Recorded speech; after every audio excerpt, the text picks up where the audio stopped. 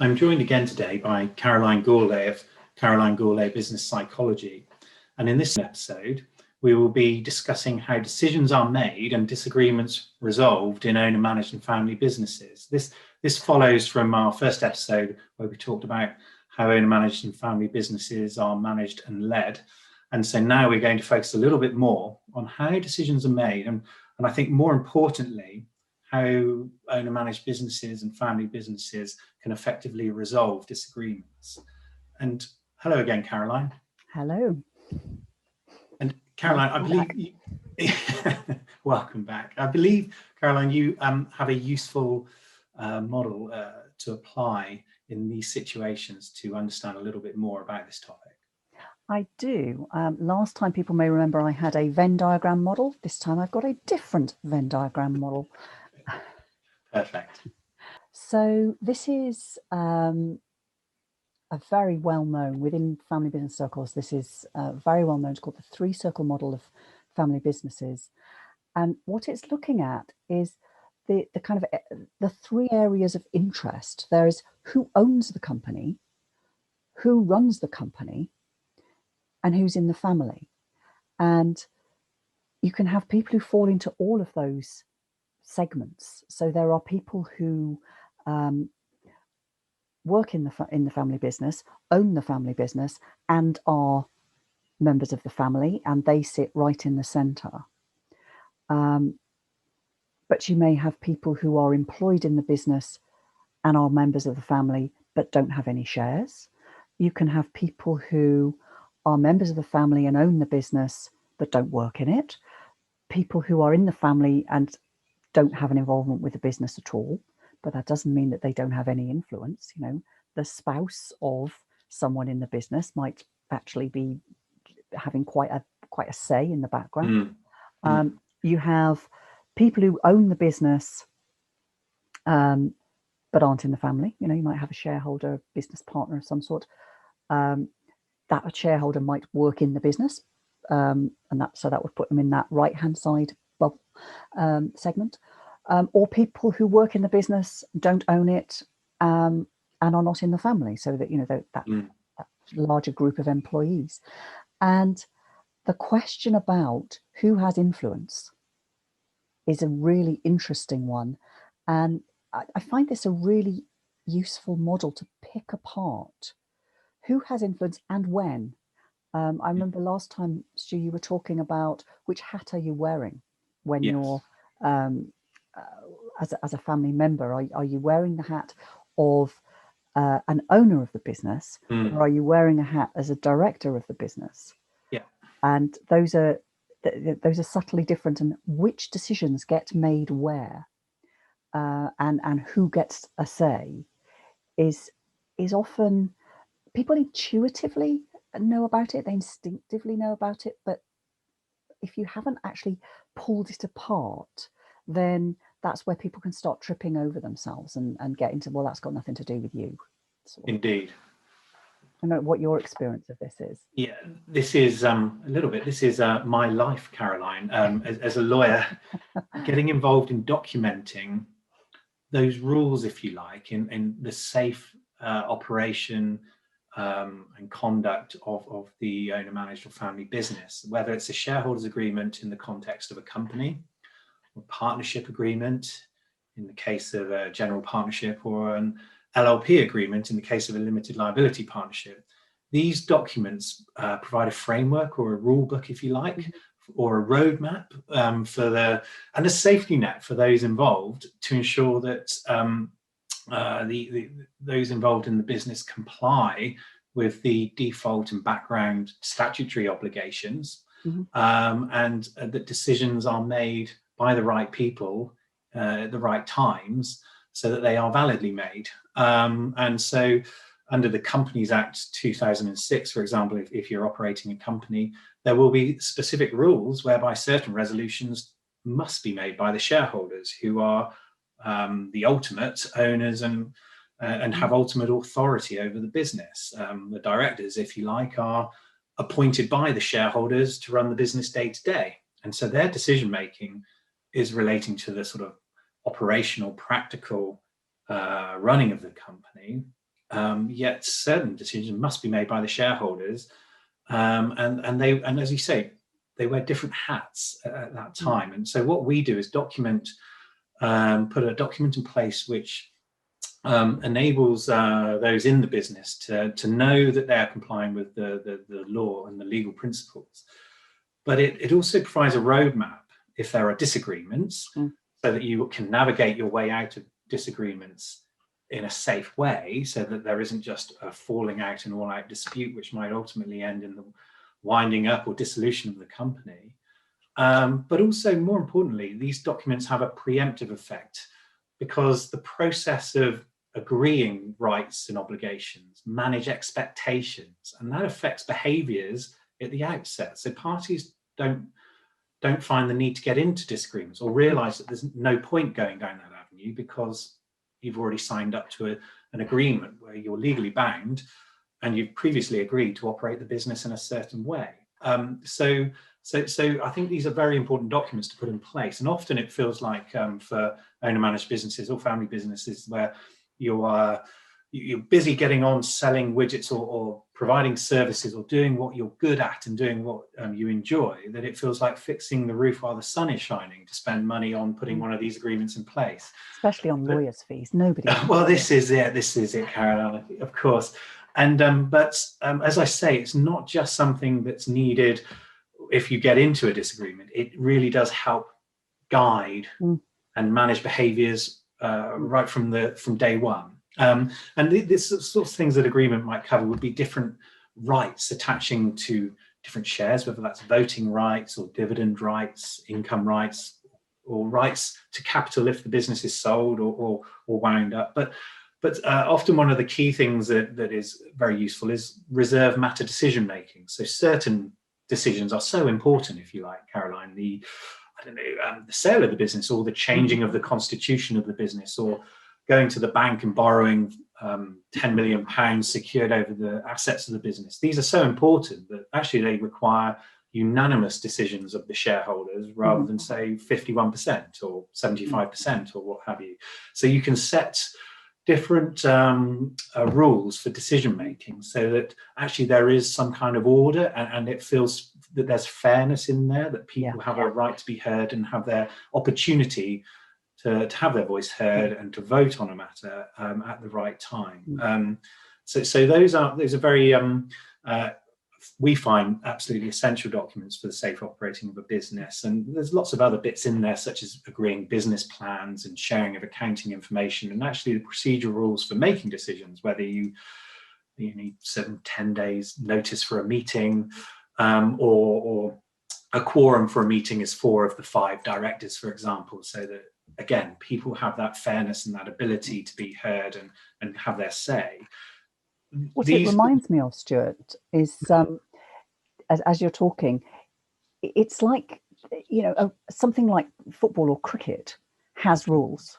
I don't understand them. Don't ask me about the offside rule, but everybody knows that they have rules, and so you don't need the referee to keep coming in and say, well, you can't do that. But so it's like setting out the kind of rules of engagement for the business in the same way as you would for a sporting game, so that, as you say, that people know how they are expected to behave. And then there are points where the lawyer comes in where there's a dispute, like the ref comes in, but absolutely, you don't have to come in every 10 seconds saying, sorry, you're offside. This is what offside means. Absolutely, that's exactly it. It makes for the smooth running of the business, and in the context of a successful business on a growth journey, it's minimal cost, but it gives you that safety net, reassurance that people will play by the rules of the game, if you like, and you have that route map if you need it. Now, if these sorts of documents aren't in place, or there's uncertainty regarding how decisions are made, I understand, Caroline, you've had some experience working with family businesses where things possibly can go wrong, or there can be difficulties. Yes, I mean, I suspect probably not as often as you have, because I try and get involved before things get to your kind of stage. But what I see as the pitfalls that people fall into in many management teams actually, but especially in family businesses, is a fear of conflict. It's most people don't like conflict. There are some people who thrive on it. I think Piers Morgan probably quite enjoys conflict. There are people around for whom it's their bread and butter. But for most of us, conflict is uncomfortable. But it's particularly uncomfortable with our families. And if you work in a non-family business and you fall out over, around the boardroom, you can go home and not worry about it. Worry about it, but not see them and leave. If it got really bad, you'd leave. Whereas if it's a family business, you've got to spend Christmas with them. It doesn't there is no out from the family without it feeling quite catastrophic. Even if you leave the business, that's going to have repercussions. It's the stakes are so much higher. And so what I see people doing is what I call vaguely agreeing. So there's a talking around of a subject, but nothing ever gets quite bottomed out. So, for example, you are not going to fall out over the statement, "We want to grow the business." We want to grow the business by this much. You can probably still get, you might have a little bit of discussion about it, but you might agree we want to grow. If you start getting to we want to grow the business by acquisition, then we've got a little bit more that we might fall out over. What often happens is people throw their ideas in and everyone feels heard, but at the end of the meeting, we don't actually know what's been agreed. And so people can go away with different ideas about what's been agreed. And so what you end up with is some people thinking, oh yeah, great. So what we're going to be doing then is expanding our range of services. Or expanding our range of products. And someone else thinks, oh no, so great, what we're going to be doing is moving to a different geography. And somebody else thinks, oh no, what we're going to do is acquiring a smaller business that we can integrate into our own. And you're just running. There isn't that alignment in that model that we talked about last time. That piece around creating alignment is really important. But for fear of realizing that we don't agree, we keep things on the surface. And actually what good teams in family or non-family businesses need to learn to do is to surface that disagreement, the elephant in the room, so to speak. And talk about, okay, this is what I want, this is what you want. These things may not be the same, they may not be compatible. And then the next trap that people fall into is they think what they've got to do is compromise. They're looking for that. They're either looking for consensus that we all have to absolutely agree, and so we've got to find something we can all absolutely agree on, or we're looking for compromise. And a weak compromise may not be what's in the interest of the business. And there are some things you cannot compromise over. Some things are black and white. Either we acquire this other company or we don't. You can't half acquire it. You do or you don't. And the parallel that I use to describe this is imagine a couple who cannot decide on whether or not to have a baby. You cannot compromise on whether or not to have a baby. You either have a baby or you don't have a baby. There's no half a baby, part-time baby, share a baby. No, you have or you don't have. And a couple has to work through that. Either they decide, well, they fundamentally want different things and they split. But if they decide that the relationship is really important to them and they want to stay together, then one of them has to make peace with the decision they didn't want. And you get to a point of what's called disagree and commit. So we can't agree on it, but we are taking this way forward, and we both commit to it, or in a management team, we all commit to it. Because the alternative is, imagine you get to that stage with a couple and they decide to have the baby. But one of them grudgingly decides to have the baby and doesn't really commit to it. And every time there's a problem with parenting, which there will be, about 3 times a day, the one who didn't want the baby says, well, I want my idea. And this is not good for the child. You know, That's this is not incredibly negative. Yeah, incredibly. I didn't want this in the first place. This isn't going to work. The alternative is you decide not to have the baby, and the one who wanted the baby spends 20 years wandering around shops picking up baby booties and going, oh, if only, you know, you have to come to terms with it. You have to make your peace with that decision. And it's exactly the same in a business. If you have, imagine a bigger business, you know, some family businesses are big, but a reasonable sized business, and you have a management team at the top, and they really, you know, have quite a heated discussion. There is nothing wrong with a respectful, heated discussion. And everyone's had their say. And eventually they say, okay, we're going to forget the idea of expanding into the US, but we are going to acquire this other business because that will bring us a whole other customer base in the UK. If you go out to the rest of the company and say, right, we're going in this direction, and the ones who wanted that direction go, but it wasn't my idea and I don't think it'll work. You're never going to get the rest of the organization behind you. So as a management team, you have to show a united front, and you have to get behind it as if it was your idea. But to get to that point, you really, really need trust between people, and for it to be okay not to agree.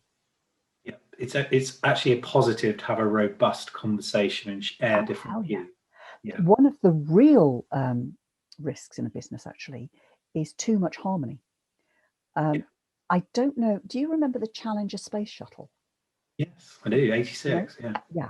So for younger viewers, the Challenger space shuttle was the very first space shuttle on which they took some civilians up, and it exploded in front of the world's press, in front of the poor. It was a teacher, and in front of her class of primary school children, in front of her family. The whole thing just exploded. And if you talk to an engineer, they will tell you it was something to do with an O-ring seal. I don't know what an O-ring seal is. If you talk to a psychologist, they'll tell you it was groupthink. That what was going on there were concerns about the O-ring seal. Lots of people knew about these concerns about the O-ring seal. There was also tremendous attention on the project and pressure to get that project, if you pardon the pun, off the ground. And so nobody mentioned it. Because if their colleagues hadn't mentioned it, then it couldn't have been that important. And so everybody just thought, oh, well, you know, I expect it'll be fine because nobody's mentioned it.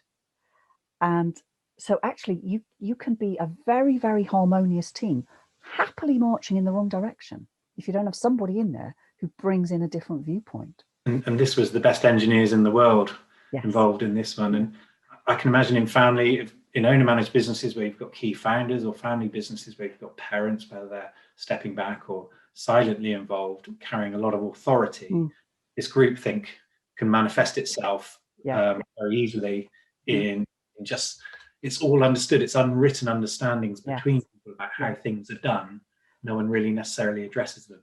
Yeah, and it's not necessarily that people are thinking, oh, I've got this other view, but I won't speak up. Very often, if you have a very dominant founder, let's say it's dad, stereotypically it would be dad, could be mum, but people don't even work out what they've thought about the issue until they've heard what dad thinks about the issue. Sometimes you get a founder will say, well, we all decide together. And what that means is really I make the decision and I haven't noticed anyone disagreeing with me. It feels like consensus to them because they don't hear any other views, but everyone's just looking to see, well, which way's dad going on this? We'll go that way. And without even consciously realizing they're doing it. They just don't, they don't take the time to think it through because they'll just be guided by dad, granddad, mum, whoever it was. That's the way the decision's going to go. And from an engineering point of view, or a project point of view, there's a concept that some companies bring in, which is called a premortem. It's great fun, actually, a premortem. I don't know if you've come across it. It's like a postmortem, except that nothing's happened yet. So what you do is you imagine, and there are rules of engagement for how you run these things. You imagine that it was a complete disaster. Get all the relevant people in a room and you say, let's imagine that we launch this new product, or we expand into China, whatever it is. Yeah. And it's 6 months or a year down the road and it's been an unmitigated disaster. What went wrong?